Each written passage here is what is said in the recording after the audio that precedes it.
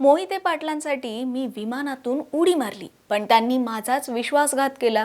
हे शब्द आहेत शरद पवार यांचे विश्वासू आमदार उत्तम जानकर यांचे. तर मोहिते पाटलांची आता उलटी गिनती सुरू झाली आहे, असं मंत्री जयकुमार गोरे यांचं स्टेटमेंट. या दोन नेत्यांच्या वाक्यांनी मोहिते पाटलांचा करेक्ट कार्यक्रम केला जातोय असा कयास रंगू लागलाय आणि यामुळेच ऐन विधान परिषद निवडणुकीत ट्विस्ट आलाय. लोकसभा निवडणुकीवेळची आठवण करून देत जानकरांनी खासदार धैर्यशील मोहिते पाटलांवर नाराजी व्यक्त केली असली तरी यावेळी शरद पवार यांना तिहेरी धक्का बसलाय असं सांगण्यात येत आहे. कारण शरद पवार यांच्या राष्ट्रवादीचे एकाच मतदारसंघातले तीन आमदार हे महायुतीच्या बैठकीत दिसले आणि लगेचच पक्षांतराच्या चर्चांना तोंड फुटलं. पक्षांतर्गत दगाबाजीमुळे भाजपनं चांगलीच संधी साधली आहे. पवारांच्या आमदारांना हाताशी घेऊन मोहिते पाटलांचा करेक्ट कार्यक्रम करण्याचा प्रयत्न कसा आणि कुठून सुरू झाला, तसंच वेगानं बदलत जाणाऱ्या या समीकरणांचा परिणाम काय होणार, या सर्व प्रश्नांची उत्तरं लगेच समजून घेऊयात. नमस्कार, मी मानसी आणि तुम्ही पाहताय महाराष्ट्र टाइम्स ऑनलाईन. एकीकडे विधान परिषद निवडणुकीची रणधुमाळी सुरू आहे, तर तेच दुसरीकडे सोलापूरच्या राजकारणात एक अशी घटना घडली आहे ज्यामुळे महाविकास आघाडीच्या गोटात विशेषतः शरद पवार यांच्या पक्षात खळबळ उडाली आहे. शरद पवार यांचे आमदार थेट महायुतीच्या बैठकीत दिसले आणि त्यानंतर राजकीय चर्चांना अक्षरशः उधाण आलं. सोलापूर विधान परिषदेच्या निवडणुकीत महायुतीकडून भाजपचे राजेंद्र राऊत तर महाविकास आघाडीकडून शरद पवार यांच्या पक्षाचे वसंत देशमुख हे रिंगणात आहेत.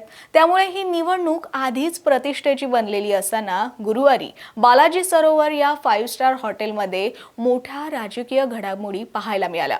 झालं असं की इथे महायुतीची बैठक पार पडत होती, ज्यात भाजपचे प्रदेशाध्यक्ष रवींद्र चव्हाण, पालकमंत्री जयकुमार गोरे, शिवसेनेचे खासदार ज्योती वाघमारे असे इतर काही नेते होतेच. पण सगळ्यात शॉकिंग म्हणजे यांच्यासोबत शरद पवारांचे 3 आमदार अभिजित पाटील, उत्तम जानकर आणि नारायण पाटील हे सुद्धा या बैठकीला जाताना दिसले. खर तर राष्ट्रवादी शरदचंद्र पवार पक्षाचे सोलापुरात 4 आमदार आहेत. करमाळा, माळशिरस, माढा आणि मोहोळ या तालुक्यात राष्ट्रवादीचे आमदार आहेत.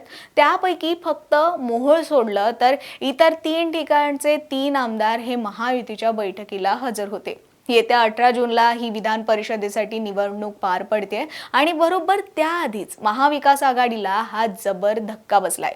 हो, पण इथं एक गोष्ट आणखी महत्त्वाची आहे. कारण ही महायुतीची बैठक फक्त निवडणुकी संदर्भातली बैठक होती की मग त्यामागे आणखी काही मोठी राजकीय रणनीती असू शकते, अशी ही चर्चा सध्या सुरू झाली आहे. विशेषतः माळशिरसचे आमदार म्हणजेच उत्तम जानकर यांची भूमिका यामध्ये महत्त्वाची मानली जाते. कारण सुरुवातीपासूनच जानकरांनी वसंत देशमुख यांच्या उमेदवारीबाबत आपली नाराजी व्यक्त केली आहे आणि असं सगळं असताना ते महायुतीच्या बैठकीत दिसले आहेत म्हटल्यावर चर्चा तर होणारच. या घटनेमुळे राष्ट्रवादी शरद पवार पक्षातले अंतर्गत मतभेद हे पुन्हा चर्चेत आलेत.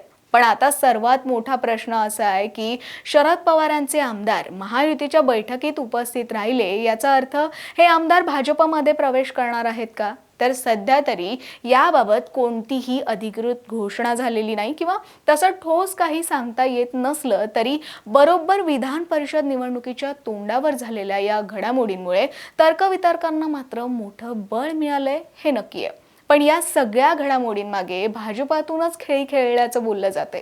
भाजपचे नेते आणि मंत्री जयकुमार गोरे आणि धैर्यशील मोहिते पाटील यांच्यातला संघर्ष हा दिवसेंदिवस वाढतच चाललाय.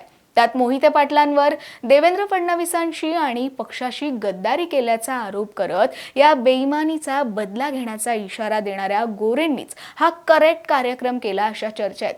पण याबद्दल गोरेंनी नक्की काय म्हटलंय एकदा नीट पहा. कार्यक्रम मी कुणाचा केलेला नाही.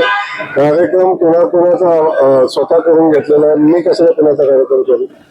मी कुणाचाही कार्यक्रम करायला इथं आलेलो नाही. मी तुम्हाला पहिल्या दिवशी सांगितलं की मला माझ्या नेतृत्वानं जे काम दिलेलं आहे, जो उद्दिष्ट माझ्यासमोर ठेवलेला आहे, त्या उद्दिष्टपूर्तीच्या दिशेनं आमची वाटचाल चालू आहे.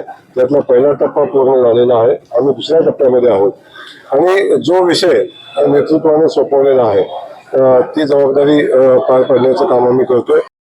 या विधान परिषद निवडणुकीत सोलापुरात जयकुमार गोरे आणि मोहिते पाटलांची प्रतिष्ठा पणाला लागलेली असतानाच मोहिते पाटलांना त्यांच्याच पक्षातून नाराजीचा सामना सुद्धा करावा लागतोय.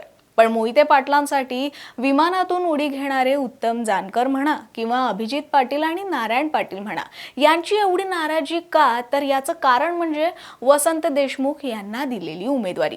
वसंत देशमुख हे मोहिते पाटलांचे निकटवर्तीय मानले जातात, पण देशमुखांना उमेदवारी देण्यावरून या तिन्ही आमदारांचा विरोध होता अशी माहिती आहे. एकतर या जागेसाठी उत्तम जानकर यांनी आपल्या मुलाचं म्हणजे जीवन जानकर यांचं नाव पुढे केलेलं, पण शेवटच्या क्षणी आणि न कळवताच वसंत देशमुख यांना उमेदवारी देण्यात आली आणि माझ्यासोबत विश्वासघात झाला असं जानकरांनी उघडपणे बोलून दाखवलं. इतकंच नाही तर लोकसभेला मी दिलेला शब्द पाळला अशी आठवण त्यांनी मोहिते पाटलांना करून दिली आणि विधानसभा निवडणुकीनंतर माझी आमदारकी धोक्यात यावी, माझ्या जात पडताळणीचा प्रश्न निर्माण व्हावा यासाठी प्रयत्न करण्यात आले असा गंभीर आरोप सुद्धा जानकर यांनी केला.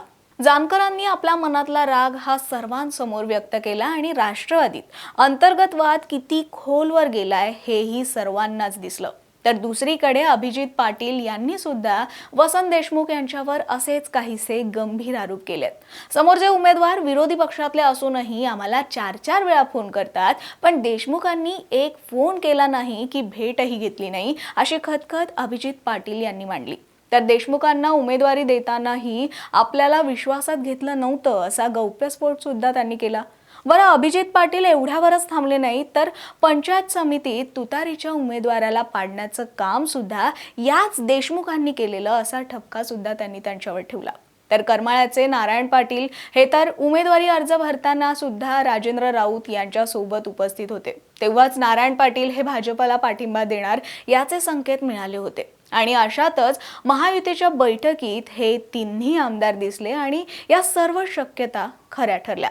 पण यामध्ये आता आणखी एक गोष्ट समोर आली आहे, ती म्हणजे आमदार रोहित पवार यांनी पंढरपुरात शेतकऱ्यांसाठी केलेल्या आंदोलनाची माहिती सुद्धा जिल्ह्यातल्या अनेक नेत्यांना नव्हती. रोहित पवार यांच्या या आंदोलनात अभिजित पाटील आणि आमदार राजू खरे हे सोडले तर इतर नेत्यांच्या गैरहजेरीमुळे चर्चा झाली. तर या आंदोलनात रोहित पवार यांच्या कर्जत जामखेड मतदारसंघातलेच कार्यकर्ते जास्त होते असं चित्र पाहायला मिळालं. या सगळ्यामुळे सोलापुरात शरद पवार यांच्या राष्ट्रवादीत काहीच अलबेल नाहीये हे दिसून येतंय. कुठेतरी याच गोष्टीचा फायदा हा जयकुमार गोरे आणि भाजपला होतोय असं म्हणणं आता नाकारता येत नाही. पक्षांतर्गत कम्युनिकेशनची कमतरता आणि खासदारांवर असलेली नाराजी यामुळे पवारांच्या पक्षाला होणारं नुकसान हे थांबवता येईल का हे येत्या काळात स्पष्ट होईलच. दरम्यान या प्रकारावर तुमचं काय मत आहे हे कमेंट बॉक्समध्ये कळवा आणि अशाच व्हिडिओ पाहण्यासाठी महाराष्ट्र टाइम्स ऑनलाईनच्या YouTube चॅनलला सबस्क्राईब करा, फेसबुक पेजला लाईक आणि फॉलो करा.